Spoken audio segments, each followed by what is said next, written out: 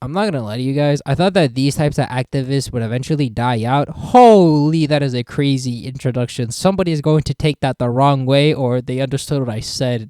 There's so many ways you could interpret that. What an intro. I saw that Sensitive Society talked about this person because he saw a different video that also talked about this same person. So why not let it fly, as one would say? We're gonna talk about this. So this absolute whale. I'm sorry. I don't mean to be mean here, but this fellow normal sized creator called J-Bay is an advocate for equality. Okay. Inspiring change was featured on CNN and more news outlets that are probably as dead as my career, and we haven't even started my career yet. I believe this person has been pushing this agenda for a while now, where airplanes or these like flight companies need to make their seats bigger. And I'm just sitting here like, you ever just thought about the idea of losing weight? That is a crazy concept to these people. Walking, I think this is the most they've ever walked in God knows how long. Now, I had to mute this because they had copyrighted music, but they said, SeaTac violates our rights. Hashtag wheelchair accessible for all. You couldn't even stand up for what you believe in. What are you on about? SeaTac denies wheelchair assistance to fat people. This is discrimination.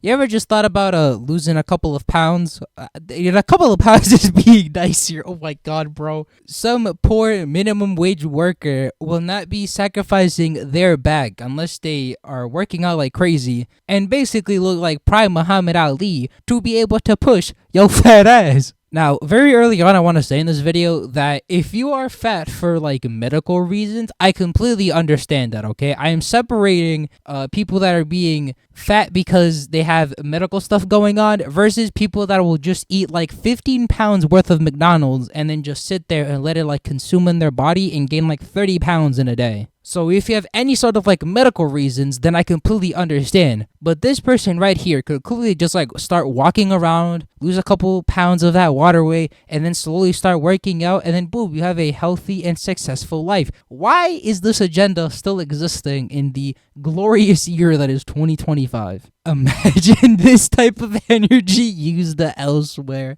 Yo, I love these comments already. I don't want to come off here like, oh, I'm jacked, 6-pack, biceps big as fuck, the huzz could bite them, bro. Like, I'm not here to say I'm like the most jacked motherfucker of all time. I am just like an average dude that has an average weight for his height. So I'm either not fat and I'm not skinny either. I'm just like right in the middle. Wait, oh my god, was she hyping up a FatCon? That's not a real thing, right? That can't be real. Again, she has copyrighted music, so I quite literally cannot play this, but I'll read you the caption. Big news, y'all. Your girl Jay is heading to FatCon 2025 in Seattle. We have cons for everything now. Okay, where is a con where I can meet the huzz, okay? Because clearly these cosplay conventions, bro, they be having some of the finest of fine shit. Meanwhile, I'm just not going to be able to bag these, bro. An average cosplayer on Twitter will pull out like the greatest like Bleach cosplay I've ever seen on this earth, bro. I know I'm like super off topic, but since we're on the topic of cons, why is there a FatCon, bro? It almost rhymes with retcon. I'm sorry for the horrible joke. I know that did not land at all, but I'm keeping it in. This is massive news for the unemployed.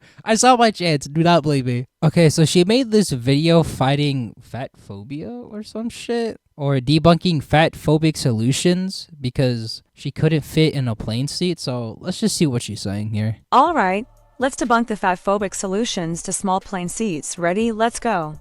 Rebuttal number 1, just lose weight. Oh.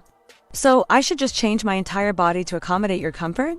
It's not my job to shrink myself to fit into spaces that were never designed for me in the first place. And let's not even get into the fact that losing weight isn't a simple fix. It's not a one-size-fits-all solution. I mean, it basically is, because these seats were designed for the average person with an average weight, not for somebody that is overweight. I don't think I've ever heard anybody say losing weight is easy. Losing weight is not easy. It depends where you start, honestly. If you are big like this person, it's going to be a challenge, obviously. But I don't think anybody in the entirety of this fucking world said that losing weight is easy, because everybody knows that it's not. There are things that you can do to accelerate weight loss, like, Ozempic and shit. But if you're trying to do it as natural as you possibly can, then it's going to take some time. Nobody's saying it's like an easy one fix quick solution. Rebuttal number 2, upgrade to first class. First class is a luxury, not a solution, and guess what?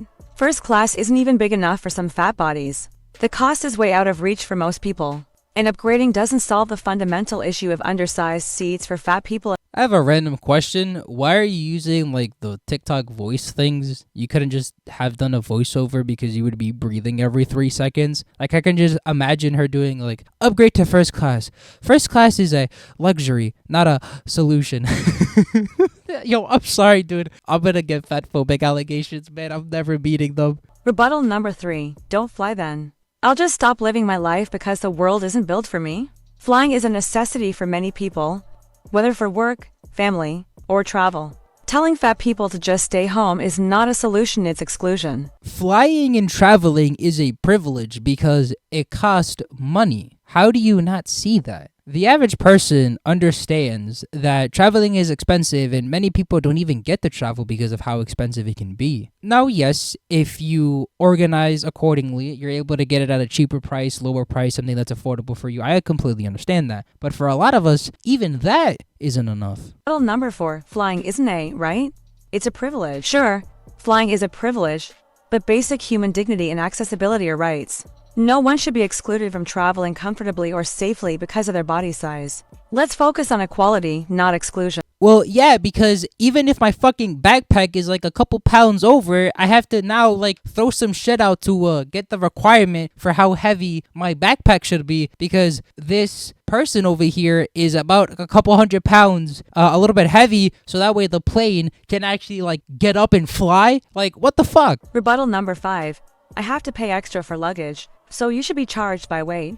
So now my body is being compared to luggage. Charging by weight is fatphobic and dehumanizing. I can't believe that fatphobic is an actual word. I thought people just made that shit up. I just thought Twitter people were just saying that shit, but no. We are actually using a word like fatphobic in the Big 2-5. It's that time of year again when the diet industry starts pushing those new year, new you promises. Let me tell you something. You don't need to change a damn thing. I'm not here for any of that.